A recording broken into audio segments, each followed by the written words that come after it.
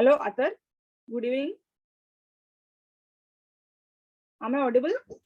Yes, ma'am. Good evening. You are audible. Good evening. Yeah. So are we going to start in another 5 minutes? Yes, ma'am. Okay.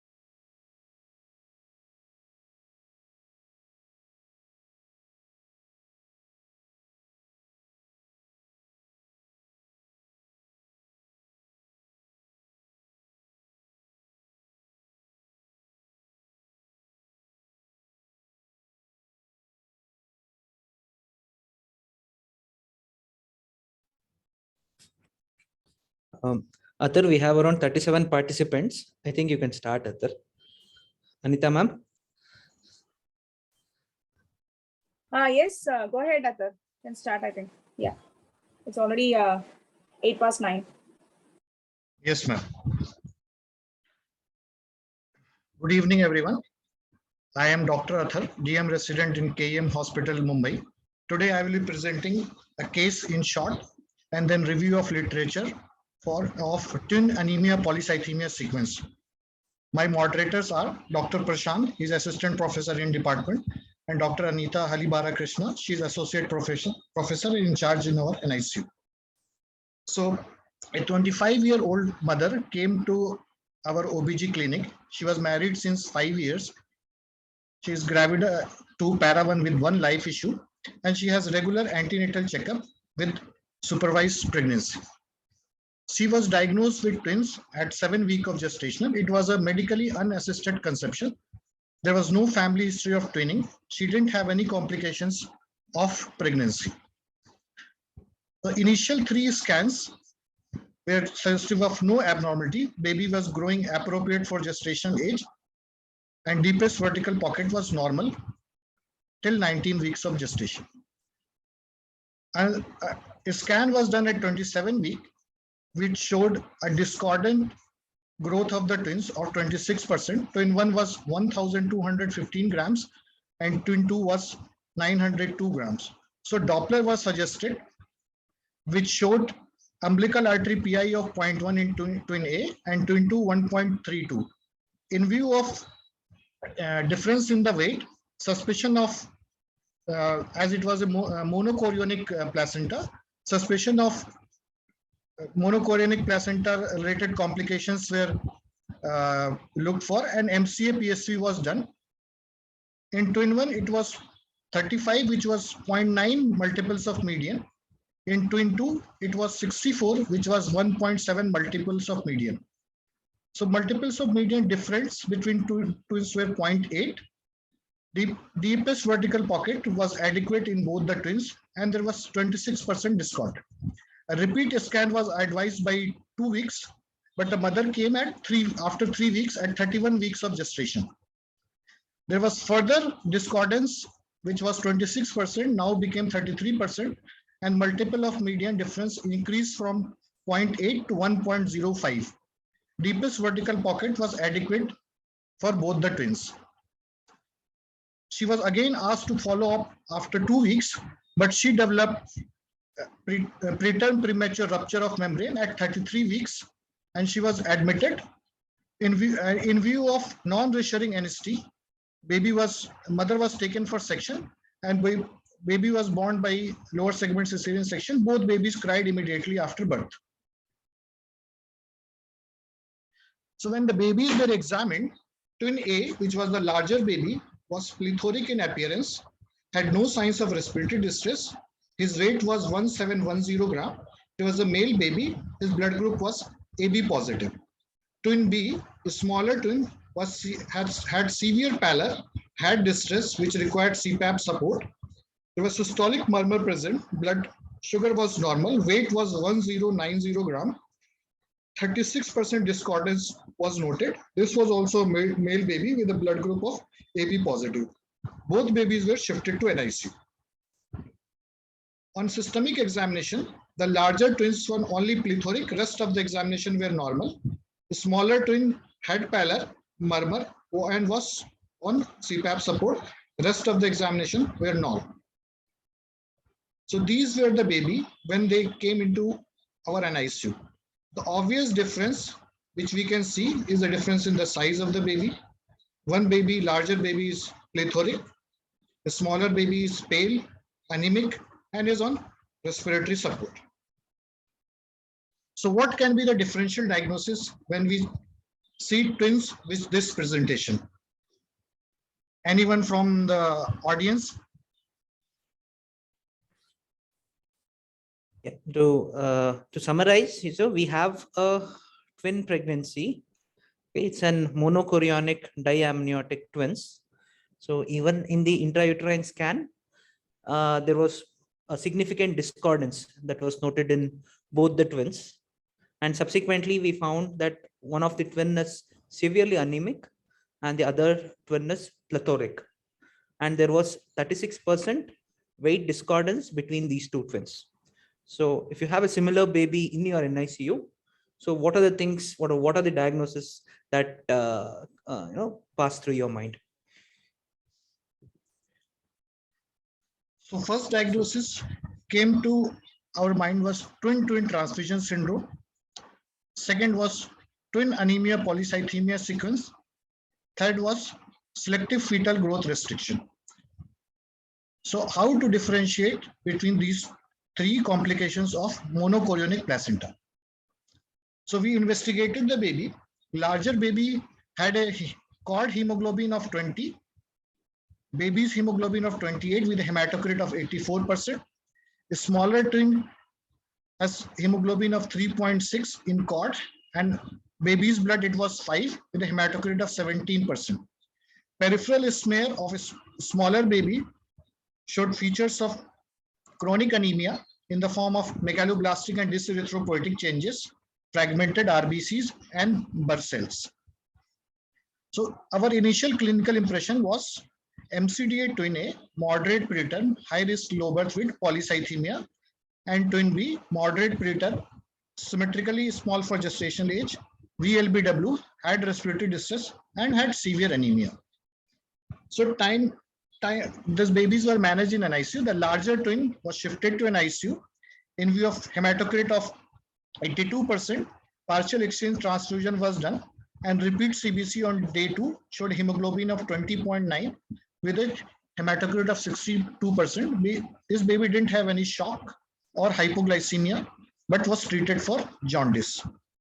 Gradually, feed was increased. This baby remained stable, had no complications, and was shifted to transitional care unit on day 5 of life.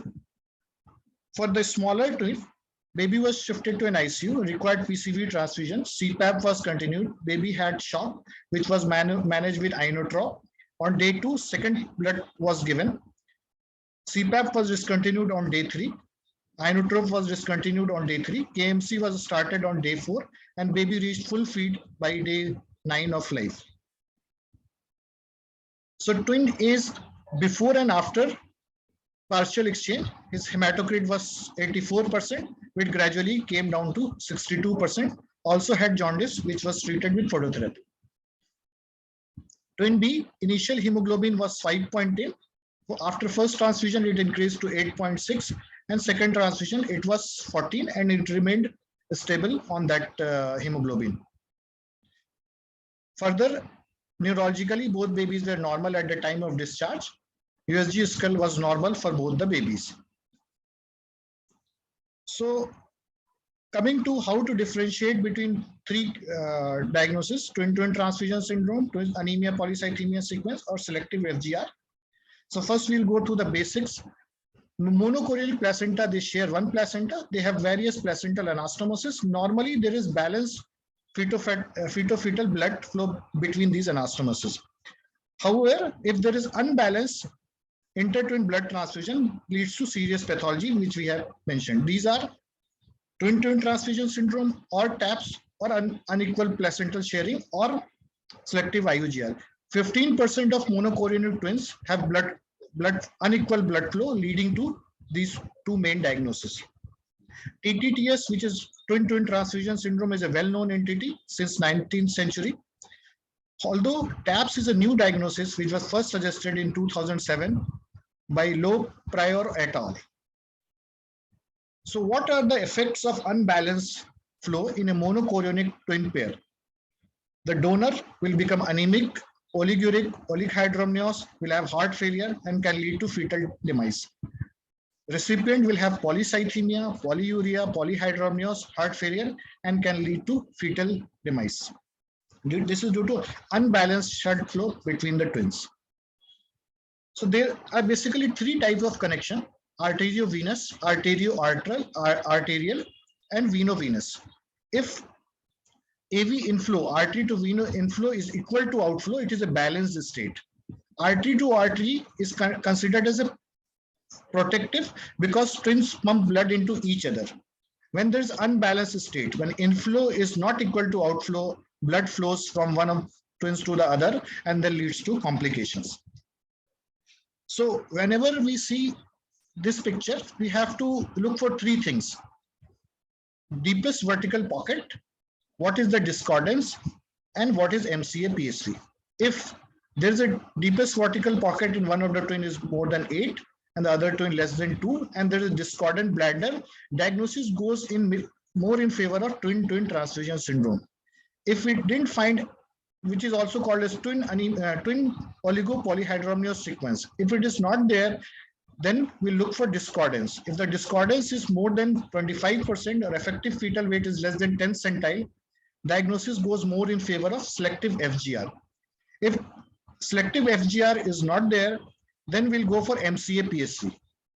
If the difference is more than 0.5, then diagnosis of TAPS should be considered. But there are certain overlap between these 3 diagnoses, which I will tell you in later slides. So in our case, discordance was 36% in weight. MCA PSV difference was 1.05 MOM. So it was both FGR as well as features of TAPS. So how you can explain that? So if we'll make a Venn diagram of TTTS, IUGR, and selective IUGR, TTTS, TAPS, and selective IUGR, all of them overlap among each other. That's why we can explain discordance as well as features of TAPS. So the main difference is between TAPS and TTTS. So this is a basic diagram showing the difference between twin-twin transfusion syndrome and twin anemia polycythemia sequence. In twin-twin transfusion syndrome, recipient is hypervolemic and donor is hypovolemic, that RBC's mass is the same. In TAPS, there is anemia in the donor, polycythemia in the recipient, and donor has less RBC mass, polycythemic as expected as higher RBC mass. So what causes which leads to these two diagnoses? In TAPS, there's unbalanced flow, as already know, but they're through small AV anastomosis. But in twin-twin transfusion syndrome, it involves large anastomosis. Studies have reported that over a period of 24 hours, roughly 5 to 15 ml blood flows through a small AV anastomosis, which gives time for hemodynamic compensation to occur. So that's why oligohydramnios polyhydramnios sequence doesn't develop into an anemia polycythemia sequence. But in TTTS, oligopoly is the pathognomonic, which is defined by deepest vertical pocket less than 2 in the donor and the recipient more than 8. Then in TAPS, we have an MCA PSV difference of more than 0.5 for making it as an antenatal diagnosis, and postpartum a hemoglobin difference of more than 8 between the twins, or reticulocyte ratio difference of 1.7, or absolute value of reticulocyte with a difference of more than 3.5. But we should also note that in twin-twin transfusion syndrome, there 8 to 9% will show signs of fetal anemia in the donor and fetal polycythemia in the recipient. So TAPS diagnosis is usual. Can you go to the previous slide, Athar? Yes. Yeah. The most important, this is one of the very important slide. Here we need to know when we are talking about TAPS and TTTS. So the kind of anastomosis that are present in TAPS are very small anastomosis. These are very small AV anastomosis that are noted. So the amount of blood that actually goes through this anastomosis is very small, around 5 to 15 ml. And this kind of goes over a long period of time. So it is more of a chronic process. So whenever there is a chronic process, there is always time for the body to adjust to it. That is the reason we do not see oligohydramnios and polyhydramnios in TAPS. However, when you're talking about TTTS, it is more of a larger anastomosis, larger amount of blood, and there is no much time available for compensation to occur. So it starts with a oligohydramnios, polyhydramnios sequence, subsequently followed by the later stages. And as he explained, the difference in MCA PSV and the hemoglobin difference postpartum kind of adds up to the previous thing. That is, you have a MCDA twin who has features of a weight discrepancy. There is no oligohydramnios, there is no polyhydramnios. Postnatally, they have hemoglobin difference and features of chronic anemia in the form of an increased retic counter. TAPS can present anytime from 15 to 35 weeks, but diagnosis of twin-twin transfusion is appearance is not restricted to a certain trimester. So main difference is in the placenta. So in twin-twin transfusion syndrome, as already told by Dr. Prashant, is multiple large anastomosis of various caliber. But in TAPS placenta, there is very small anastomosis with a diameter of less than 1 mm, only minuscule. There's slow unidirectional fetal blood flow. And when we examine the placenta of these babies, they are dichotomous with an enlarged donor area and flat recipient area. Another ultrasound find, if we have seen in our scan, this is not from our baby, it's taken from an article, but this starry sky liver was also present in one of the twins, with one of the in the recipient twin. It is due to hyperechoic congested portal venules, diminished liver parenchyma, mimicking as a starry sky. So if we examine the placenta, these placenta are not from our patient. If we examine the placenta in the A side, we can see a striking color difference on the maternal side with a plethoric area of the recipient and a pale area of the anemic donor. Then the fetal side, they have injected dye to see the smaller anastomosis, they've injected the recipient side with the arteries as blue and veins and as red. In the recipient size, they have in donor side, they have injected arteries with green and veins with yellow. And they have shown 3 anastomosis, 2 veno-arterial, which was pumping blood from donor to recipient, and 1 AV anastomosis, which was going from recipient to donor. So overall, there was imbalance in the blood flow, which led to TAPS. So this is a basic diagram to explain this pathology. In TTTS, there is a large central artery to vein connection, but in TAPS, tiny peripheral artery to vein connection. If we see the normal placenta, twin-twin transfusion placenta and TAF placenta, they appear like this. TAF placenta, we can clearly see the difference in the color, and TTTS, the difference is not very significant. In control group, it's normal. People have studied color difference of the placenta, varying colors, and they can estimate what degree of difference of hemoglobin can be predicted. So TAPS occur spontaneously, or when we treat twin-twin transfusion syndrome from laser, baby's fetus can develop post-laser twin anemia polycythemia sequence. Spontaneous twins are seen in 5% of monochorionic twins, but TAPS is seen in 2 to 16% of post-laser TTTS twin. SGA is more in donor compared to recipient in case of spontaneous twin. In post-laser twins, there's no difference in the growth. Post-laser TAPS can occur within 1 month after the surgery, laser surgery, but had been reported up to 4 months post-laser. Mean age, this was a study in which they have examined 249 cases of spontaneous TAPS. Mean age of diagnosis of spontaneous TAP was 23 weeks.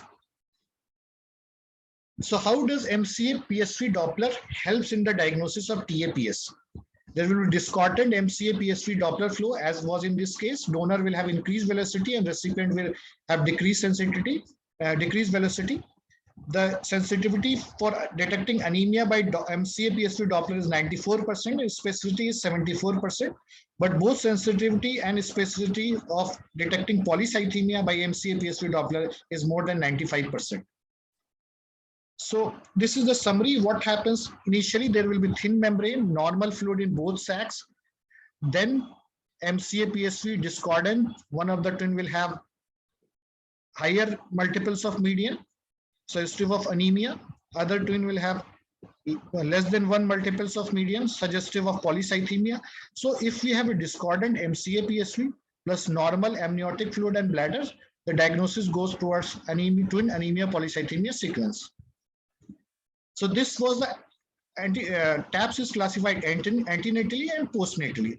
There are 5 stages in both classification.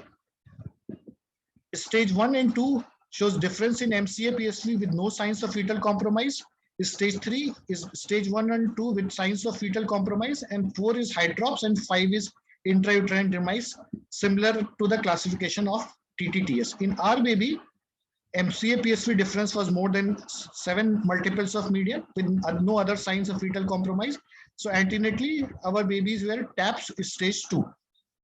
So postnatal classification is mainly based on the hemoglobin difference. Minimum difference is 8 and maximum in stage 5 goes up to 20. In our case, difference was more than 20. So postnatal classification for our TAPS was stage 5 TAPS. So how do we manage such cases antenatally? It is various headings of management are either you do expected management or deliver the baby preterm or do intrauterine blood transfusion with exchange, partial exchange, do laser or selective feticides. So this was published in 2015 as a rough guideline to treat antenatal management options twin anemia polycythemia sequence, but a review article published in 2021, they were not able to reach to a consensus what is the ideal. So still people are following this. If the baby if the gestational age is less than 28 weeks and is either in the stage 1, you do expected management, or stage 2, consider laser treatment. Between 28 to 32 weeks, if the baby is in, a fetus is in stage 1, continue expected management. Stage 2, if no progression, continue with expected management. If there is progression, then you consider for intrauterine transfusion. And if stage 3 or more, IUT plus PET is considered a line of treatment. In more than 32 weeks, stage 1, expected management.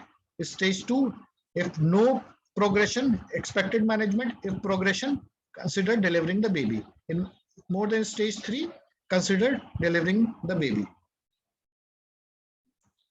So what is expected management and why? So spontaneous resolution has been reported because sometimes the responsible anastomosis get thrombosed or there is somehow re-equilibrium developed. It is reported in 16% of cases. So if less than 28 weeks not worsening, we can consider expected management. Next is preterm delivery. If baby is more than 32 weeks, we can consider delivering the baby. Intrauterine transfusion is usually done in severe symptomatic anemia in donor. It can be performed through umbilical cord insertion, intrahepatic vein of umbilical vein, intraperitoneally, or all the techniques can be combined. The advantage of intraperitoneal intrauterine transfusion is a slow absorption of blood into the circulation so that fetus didn't get overloaded with blood. But sometimes it can cause further worsening in the recipient in the form of skin necrosis or limb ischemia. It is not a definite treatment. Multiple re-interventions can be required with approximately 2 weeks gap. It is performed after viable gestation. Usually babies receive only one. It can lead to preterm delivery, and reports have been re-intervention up to 4 to 6 times has also been described. One interesting case report was reported in postnatally diagnosed TAPS in which donor twin was successfully transfused with the blood of recipient, but this technique has been not tried during intrauterine procedure. So another modality is laser. Compared to TTTS in TAPS, laser is more challenging due to absence of tops. In large donor placental size of anastomosis are very minuscule, reduce accessibility or visibility of the equator. Post-laser TAPS recurrence rate is 15%, but in twin-twin transfusion syndrome, it's 1%. Residual anastomosis is almost the same. Residual anastomosis, if there in TAPS, it can lead to recurrence of the disease, and post-laser TAPS recurrence, there's no recurrence of disease. Preterm premature rupture of membrane rate is same for both of them, 37%. There are two techniques to do laser. Selective laser, in which only visible connections are sealed off, usually done for twin-twin transfusion syndrome. Another latest technique is Solomon laser technique, in which all visible or invisible or minute, all are coagulated. So selective coagulation, you identify, you map the connections you want to coagulate, you coagulate them. In Solomon, you draw a line along the equator, and whatever